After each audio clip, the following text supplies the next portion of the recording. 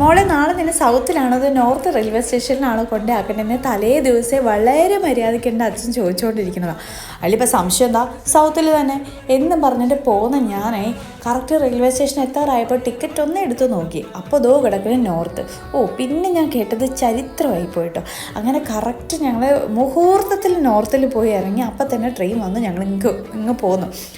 സിദ്ധു വീണ്ടും ഇമോഷണലാണ്, കാരണം അവൻ്റെ അപ്പുവിനെ വിട്ടിട്ട് പോരാൻ പറ്റില്ല. അപ്പു എന്ന് പറഞ്ഞാൽ എൻ്റെ അച്ഛനാണ് കേട്ടോ.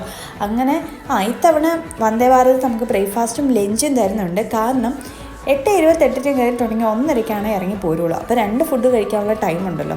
അങ്ങനെ പിന്നെ കണ്ണൂർ കഴിഞ്ഞ് കാസർഗോഡ് വരെ ഒട്ടും തന്നെ ആളുണ്ടാവില്ല കേട്ടോ. അത് എപ്പോഴും അങ്ങനെയാണ്. കാസർഗോഡ് നിന്ന് കണ്ണൂർക്കാണെങ്കിലും കണ്ണൂരിൽ നിന്ന് കാസർഗോഡാണെങ്കിലും ഇങ്ങനെ നമുക്ക് ഇഷ്ടംപോലെ സ്ഥലമായിരിക്കും കേട്ടോ.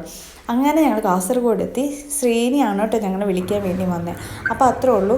Thank you so much. Tata, bye bye. Subscribe ചെയ്യാനും ലൈക്ക് ചെയ്യാനും മറക്കരുത്. ബൈ.